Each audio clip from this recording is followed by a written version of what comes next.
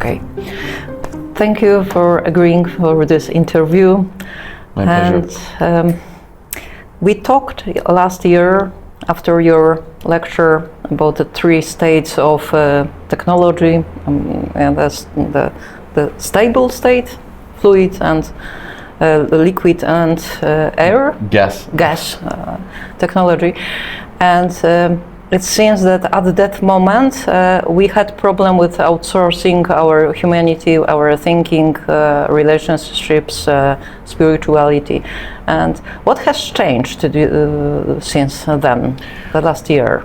Well, I think that it's a gradual change in which both the fact that AI, artificial intelligence, is taking a broader and broader part in people's lives, and it's always with people, like it's basically carried by their phones, so they can have access to it all the time.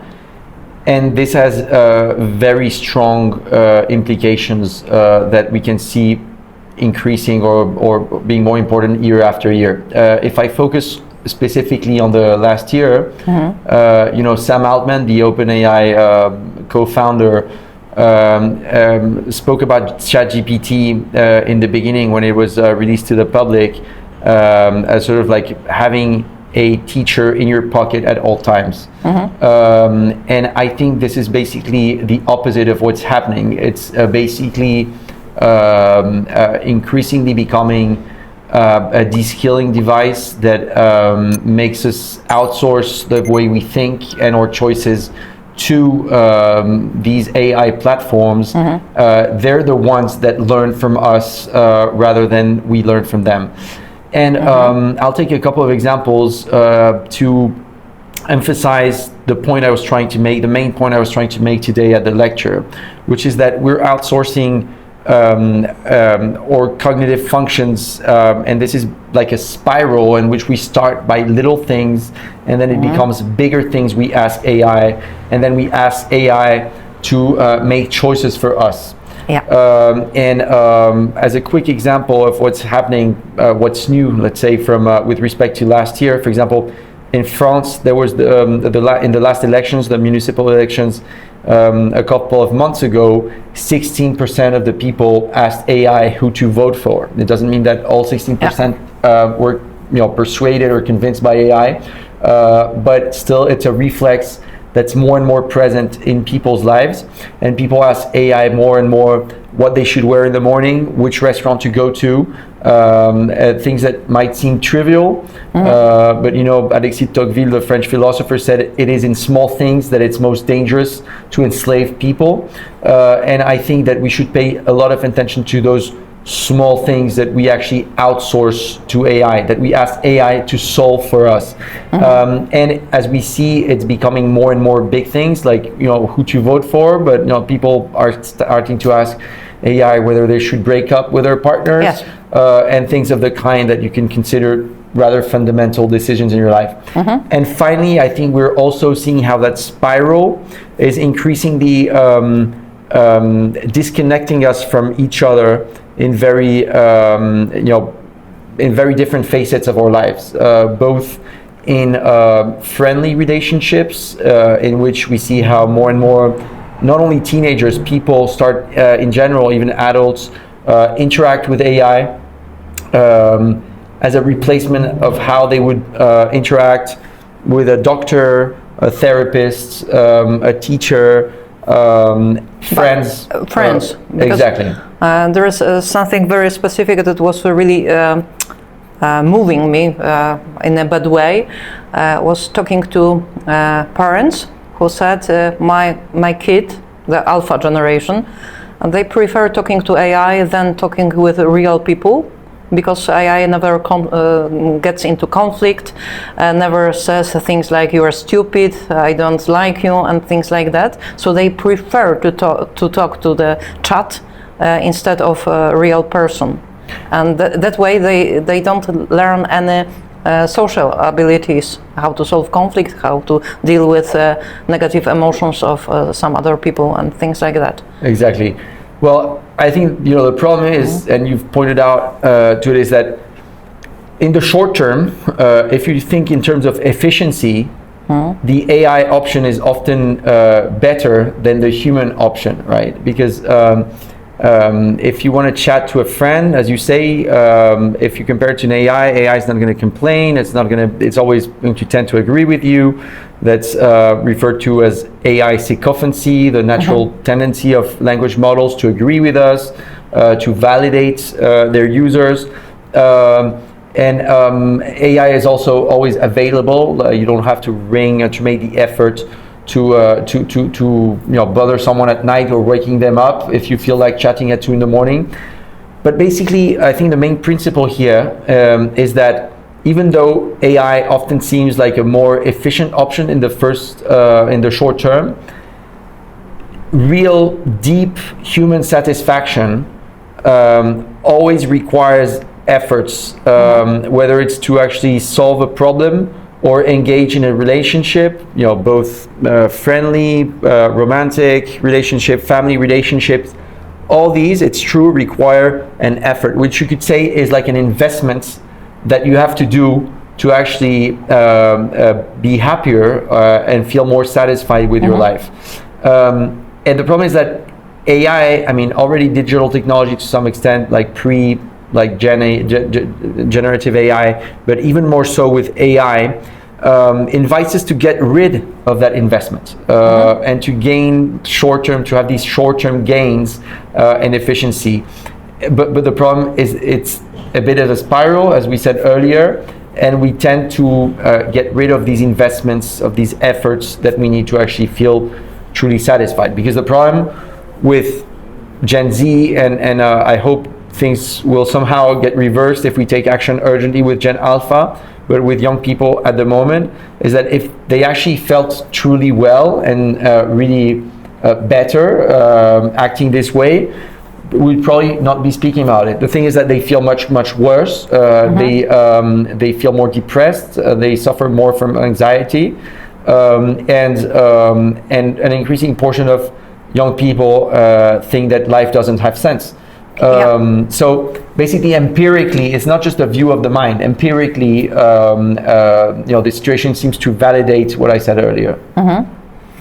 So, of course, the outsourcing of thinking and emotions is dangerous, but the ultimate danger is in fact that we become extremely lonely, and we don't even tend to engage in human contact because it's too stressful, too difficult, too complicated to do it. And I've just realized that I used the structure from ChatGPT, the triple example. And it's also terrifying for me that when I interact with a lot of texts that were generated by artificial intelligence, I start using their sentence structure. Wow. Yeah. No. Sorry. Sorry, because I forgot your question. Yeah, but coming back to the point, the main danger is that we become more lonely, and we don't even be able to connect with other people. This is like physical effort. The less you interact with people, the harder it becomes to socialize, to mingle, to flirt, to actually engage in relationships in general. It costs you more to break the ice. These social skills that are typically acquired in the childhood and then in the teenage in a different way, and throughout our whole lives, the less you engage in that sort of wanting to actually spend time with the other and not just be on your own, the more difficult it becomes, and the more, I suppose, sort of atrophied become our abilities to actually establish meaningful social relations. So yeah, it's very worrying, I would say. So one of the things we could do is to tell kids, not only kids, teenagers, ourselves, that try doing difficult things, because it's the only way that we will feel a real satisfaction, because you conquered some difficult tasks. Yeah, I don't think you're going to experience profound satisfaction in your life if you basically click buttons and ask AI to solve things for you, or if you just end up interacting with bots like as part of most of the things you do in life.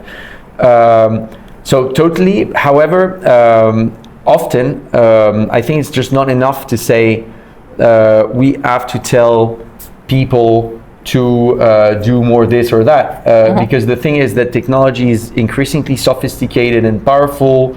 It knows us better and better. It's able to sort of crack or hack our own thinking.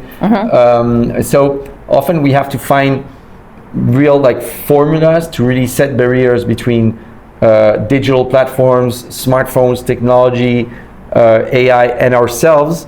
Not necessarily barriers that make it impossible to use them at any time, but at least physical time barriers, situational barriers that guarantee that technology doesn't infiltrate any facet of our life. And I think we have to find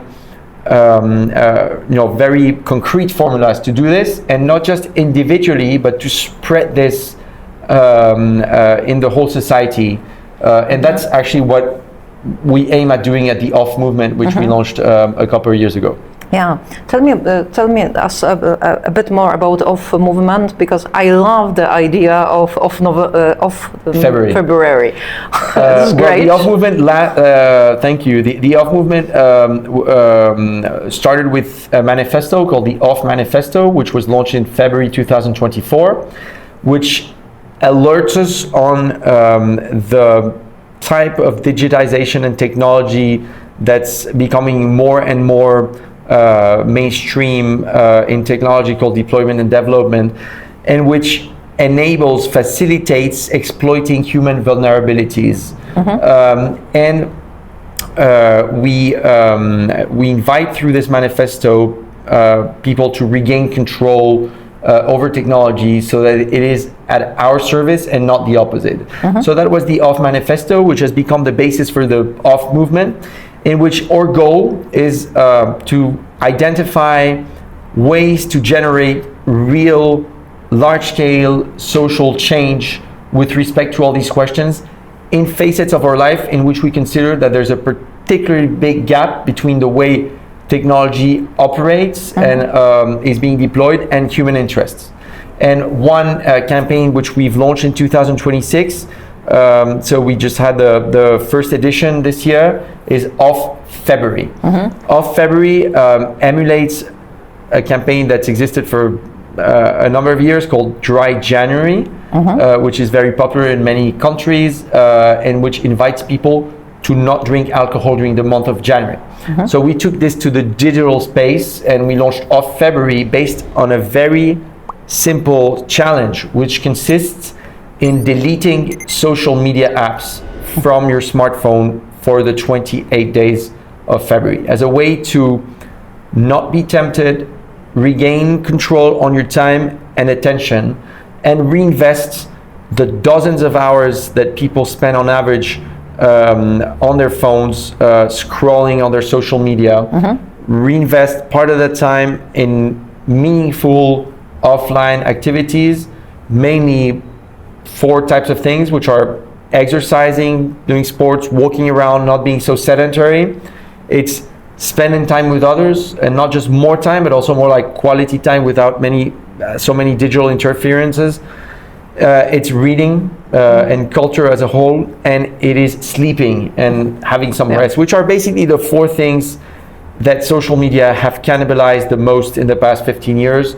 And we have seen with this first edition how people feel such a powerful improvements in their day-to-day that many of them more than half of them decided not to reinstall all the apps they had actually deleted to participate in Off February. I would add 2 activities that are proved to be extremely helpful to regain the balance in the brain. And one is forest bathing, the shinrin-yoku, so going to the forest and just spending time there doing nothing. But it's something different from just walking, for example, walking on the streets of the city. And second one with writing with a pen, with a hand and pen, making notes, from example, from what you are reading, because I've read recently published articles that just tell that it's like how is it called? A gym for the brain. When you use the pen Absolutely. to write things down, it's like the gym for your brain. It trains it really, really hard. And I've talked to many people about do you have a pen or just a regular do you have a fountain pen, and do you make notes with pen? And many people just don't do it. But when I talk to them about the benefits of writing with a pen, they finally say, okay, it's a good idea. I think I will try it. And I'm really happy about it. Yeah, that's at the moment I have only about 30 pens, fountain pens that I use regularly, but I know that there are people who have, for example, 200 pens and they use them. Yeah. So I highly encourage to do it. Absolutely, absolutely. In the meantime, I think that's something that's extremely important, which we also work on at the Off Movement.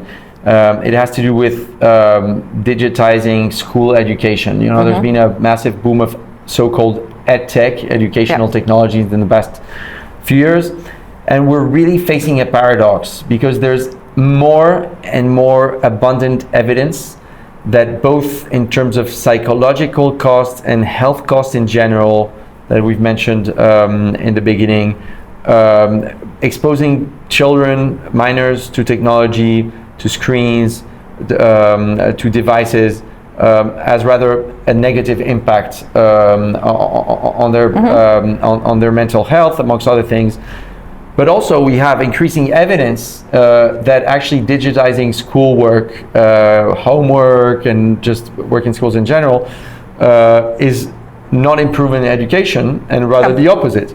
And one of the many reasons why is that it's so important to write with a pen and to read, for different reasons, to read on paper. It's actually more effective than reading on a screen. And so these are pretty cheap technologies, you know, and basically it's quite absurd that in so many countries we're still investing at state level or at a school level or families in digitizing all and including edtech in all school programs, when we already have this evidence that cheaper technologies such as pens, papers, notebooks are actually more effective. Yes. Okay.